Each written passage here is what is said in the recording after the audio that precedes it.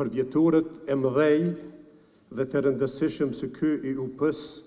i 56 me radhë janë momente solime që kalohen me nderime, krenari e reflektime për të kaluarën dhe të synimet që i kemi për të ardhmen. Që nga themelimi i tij, Universiteti i Prishtinës nuk ishte asgjë të thjeshtë dhe asgjë nuk mund të mirrej si e mirëqenë. Ky universitet i krijuar nga fuqia e popullit që e përjetëson, arriti të mbijetoj periudha tepër të vështira, diskriminimin e vazhdueshëm të popullit shumicë, apartheidin dhe dëbimin nga objektet universitare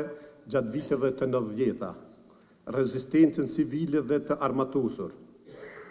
Universiteti i Prishtinës asnjëherë nuk u thye, asnjëherë nuk u ndal, gjithnjë vazhdoi rrugën përpara. Universiteti i Prishtinës u pa dhe u përfytyrua më shumë se sa vetëm një universitet. Universiteti i Prishtinës gjithnjë u pa vazhdon të shihet si shpresë për zhvillimin e për një të ardhme për kohë më të mira.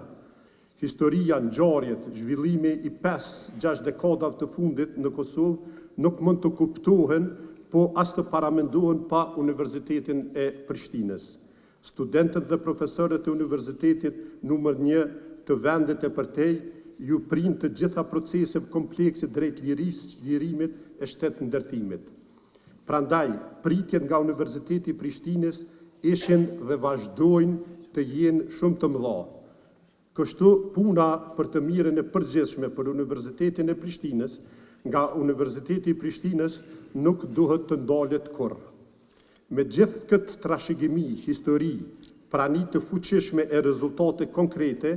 Universiteti i Prishtinës është i orientuar tërësisht drejt kohës në të cilën po jetojmë dhe drejt së ardhmës. Së vonë kemi themeluar qendrën për inteligjencë artificiale në Universitetin e Prishtinës, që studentë të përgatiten për të shfrytzuar në maksimum zhvillimet e hovshme teknologjike që po ndodhin në vazhdimsi në një treg të punës gjithnjë në ndryshime e në lëvizje. Universiteti i Prishtinës e ka dhe një plan të detajuar të transformimit digital të hartuar nga me ndihmën dhe nga programi Kombeve të Bashkuara për Zhvillim UNDP, zbatimin e të cilit nuk mund ta përballoj i vetëm financiarisht, por do të mund ta bënte lehtësisht realitet me ndihmën e miqve dhe dashamirëve të këtij universiteti. Për mua si përfaqësues i Ministrisë së Arsimit është një kënaqësi e veçantë që sot jemi bashkë këtu për të kujtuar 56 vjetorin e Kuvendit themelues të Universitetit të Prishtinës, i cili për herë të parë në Kosovë krijon një institucion të arsimit të lartë, i cili ishte vetëm në atë kohë, edhe i cili përveç se ishte pishtar, ishte dhe mbeti pishtar i dijes, ai ishte edhe një pishtar i rrugës tonë, i ngritjes së vedijes tonë kombëtare për liri dhe pavarësinë e vendit, i cila normalisht që është kurorzuar edhe me çlirimin e vendit, po edhe me arritjen e pavarësisë. Roli i këtij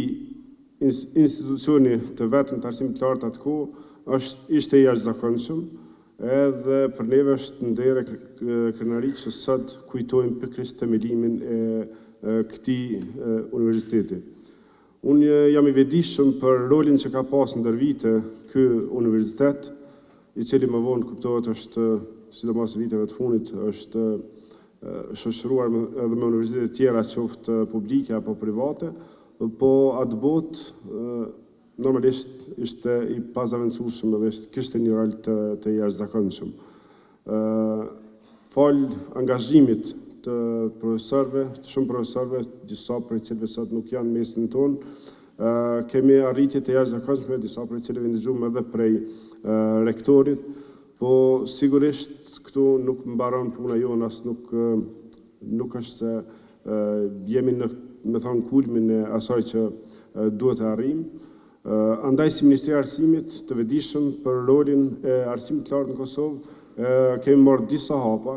është bërë një punë e vazhdueshme që po bëhet e do të vazhdoj sigurisht edhe me kabinetin e ligjeve veritar për ngritjen e cilësisë së arsimit të lartë. Janë bërë reforma të ndryshme qoftë në aspektin legislativ e regulativ të universitetit, po edhe mbështetje qoftë direkt për ngritjen e infrastrukturës brenda njësive akademike, brenda fakulteteve, po sigurisht edhe mbështetje direkte për studentët, duke siguruar arsimin e lartë falas për gjitha nivelet e arsimit lartë, po edhe duke shoqëruar me bursat të ndryshme, qoftë bursa elitare apo bursa tjera për fushat STEM, për kategoritë veçanta, sidomos personat me nevojë të veçanta, për komunitetet të Roma Ashkali Egjiptian, po sigurisht edhe me bursa për ata që studiojnë jashtë vendit në gjitha nivelet e arsimit të lartë, bachelor, master apo doktoratur. Përkushtimi jonë për ngritjen e cilësisë në arsimin e lartë është i vazhdueshëm e do të jetë i vazhdueshëm, për këtë sigurisht mund zotohem edhe si zëvendës ministër në detyrë tash, po edhe si përfaqësues i kuvendit në të ardhmen, po e jona është që bashkërisht kështu që jemi të vazhdojmë punën, dihet që kjo nuk do të ishte arrit pa angazhimin e gjithë secilit prej juve, gjithë secilit prej neve.